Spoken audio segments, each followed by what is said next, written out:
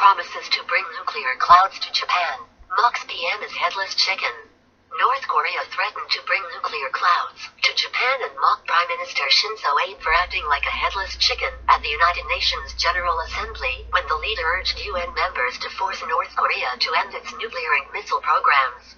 Pyongyang claimed Japan was inciting more tension in the Korean peninsula, calling its plea to end Kim Jong-un's nuclear goal a suicidal deed that will end with a nuclear attack to sink the island, according to a statement released Monday by the state's official Korean Central News Agency. Japan's such rackets inciting the tension of the Korean peninsula is a suicidal deed that will bring nuclear clouds to the Japanese archipelago, the statement said. No one knows when the touch-and-go situation will lead to a nuclear war, but if so, the Japanese archipelago will be engulfed in flames in a moment.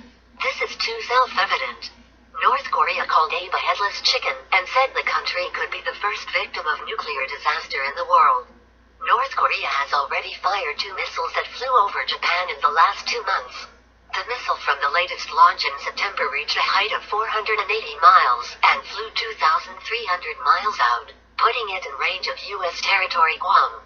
North Korea then threatened to sink Japan and reduce the U.S. to ashes and darkness. The 4 islands of the archipelago should be sunken into the sea by the nuclear bomb of Judge.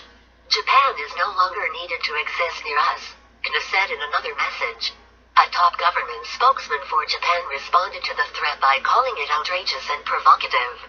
The growing nuclear threat pushed Abe to seek a public mandate on his tougher diplomatic and defense policies to deal with escalating threats from North Korea. He dissolved Japan's lower house of parliament and called for a snap election to be held this month.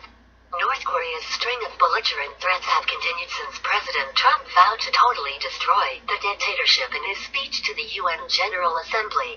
North Korea's Foreign Minister Rhode Island Yong-ho said Trump's threatening words was a declaration of war, though the White House insisted no such explicit statement was made.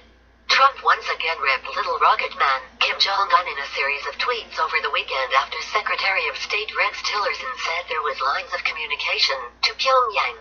Trump urged Tillerson to save his energy because he was wasting his time trying to negotiate with Little Rocket Man.